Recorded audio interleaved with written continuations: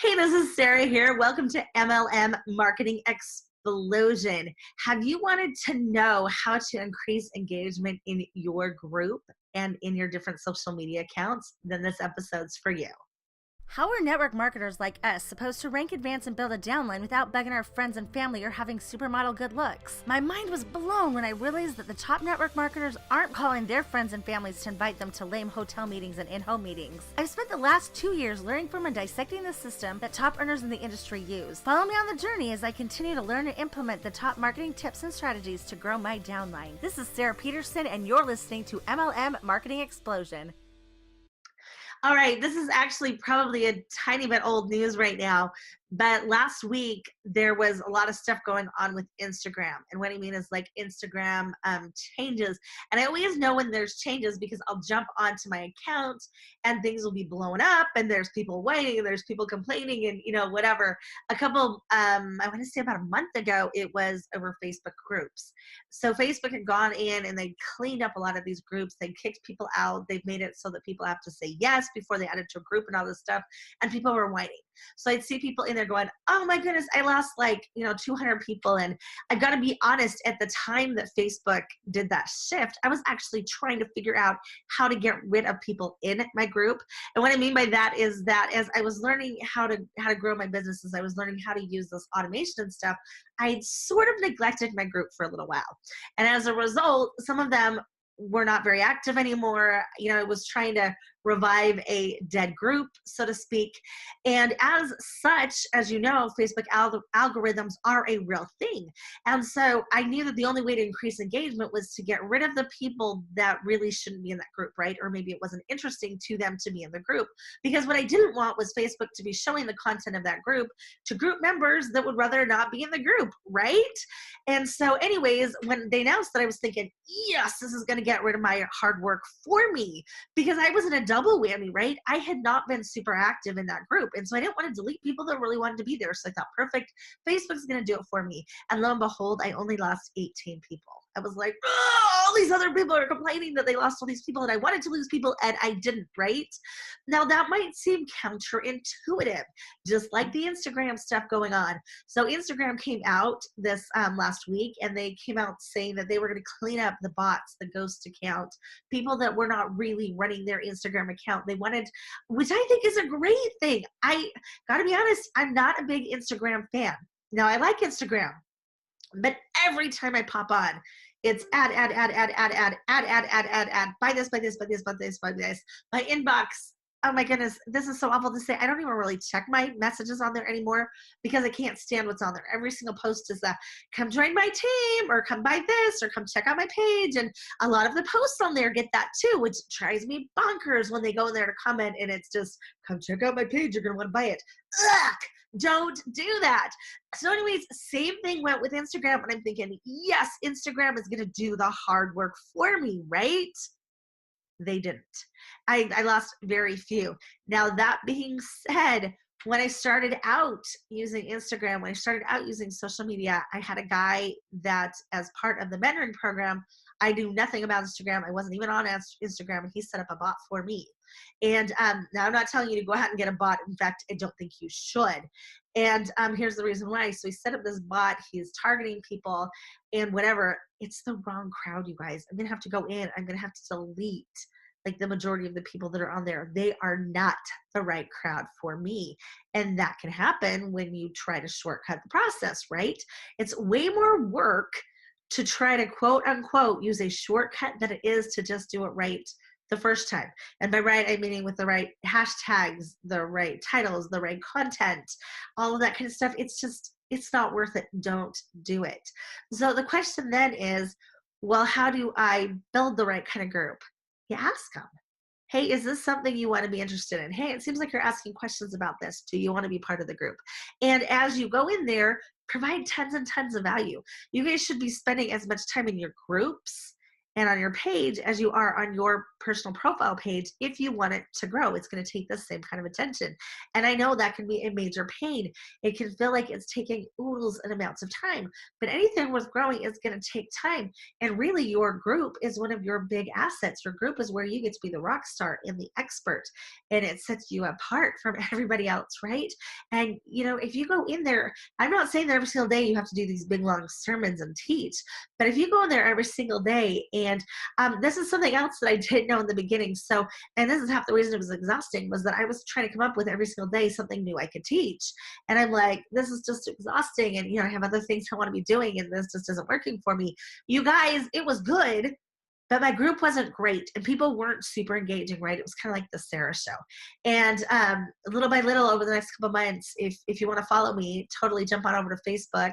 It's called Skills for Success. If you look at Sarah Howell Peterson, that's my profile. Actually, I don't think I have a link up there. I'll throw a link up there to my group too, so that you can find it easily. But anyways, that's where I put, like, every single day I go in there and I put tips or value or whatever. Well, what I wasn't doing was the fun stuff, right? It's like everything in life, right? You got to make it fun. And so one of my big tips is don't make it all about business. Throw out fun stuff, right? I throw out fun, quirky questions or whatever. And that same goes with your personal page too. Don't make it all about business. Make it about fun. Show them kind of your quirky, fun side.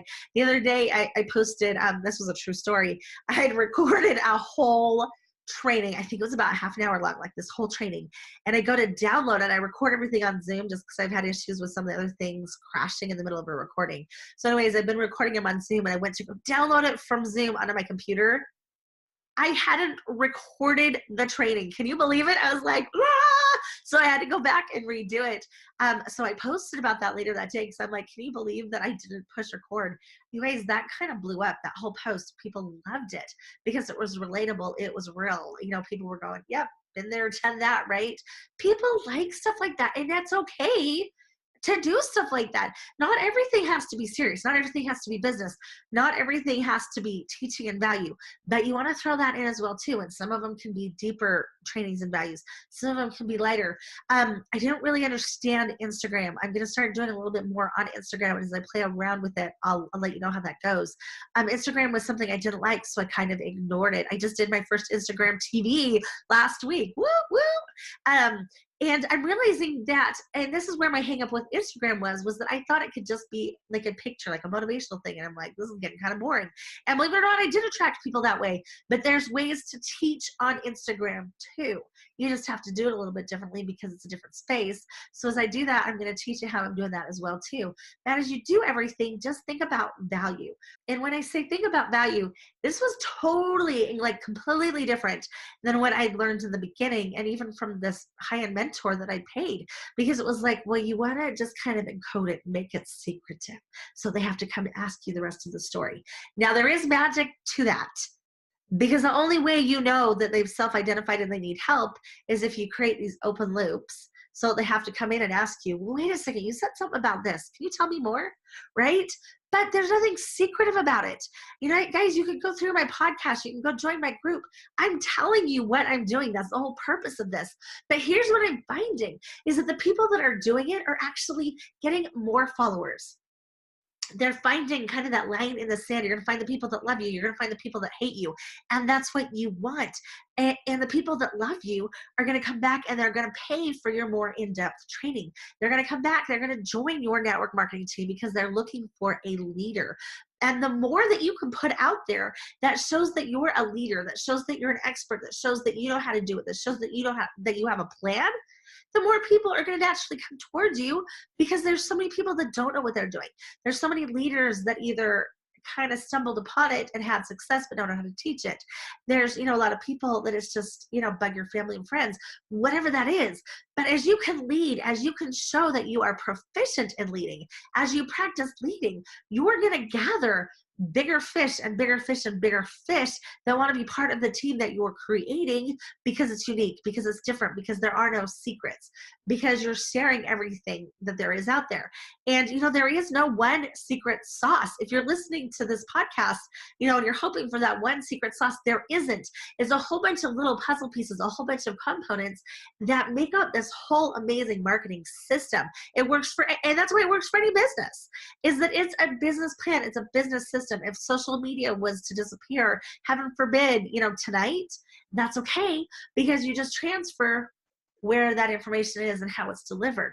But everything's already in place. The marketing's already in place. You've already gathered the information that you need to be able to just pick up and you just go on, because you've already learned the system. That's how powerful marketing is. So that's all I've got for today. I just wanted this to be a quick one. But if your numbers are ever going down, it's okay. It's actually helping you, not hurting you.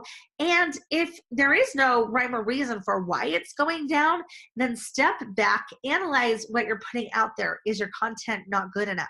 And even then, if it is good enough, sometimes, do you ever do this? I do this. I learn something from a mentor. Learn. I know what I need to know to take the next step.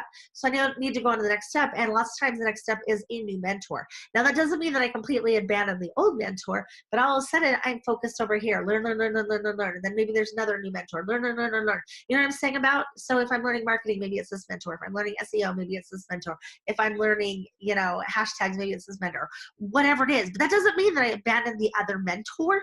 It just means that I'm learning the next step. And so for a second, I have to ingrain myself in that. And I'll still come back here periodically and I'm looking at what they're doing, but I'm not like 24/7 like I was in the beginning, right? And that could also be happening to you. It doesn't mean that they don't like you. It doesn't mean that they're not part of your quote unquote tribe anymore. It just means that maybe they needed to learn something else because you taught them something else, but they'll be back because they love you, right? That's how it works. So anyways, if you want to know more about the system that I have in place for my team so that they can go out and do what I'm doing from the get-go, and about the tools that I give my team as they join my team, go ahead and go to www.marketingexplosion.org and go ahead and pick it up there. If you like this content, if you like what I'm putting out there, please go ahead and like and subscribe to it so that you don't miss it. Go ahead and share it with your team members and your friends so they can also learn it and you guys can all grow together. When we make the industry better, we're all better. Thanks for watching today, and I'll see you next time. Are you tired of bugging your family and friends and bumping into the same people all over social media trying to pitch your opportunity? If so, grab your team members and go to www.marketingexplosion.org and pick up your free copy of MLM Momentum. It's going to teach you how to get people coming to you and applying for your opportunity. It's also going to teach you how to get paid for prospecting. See you soon.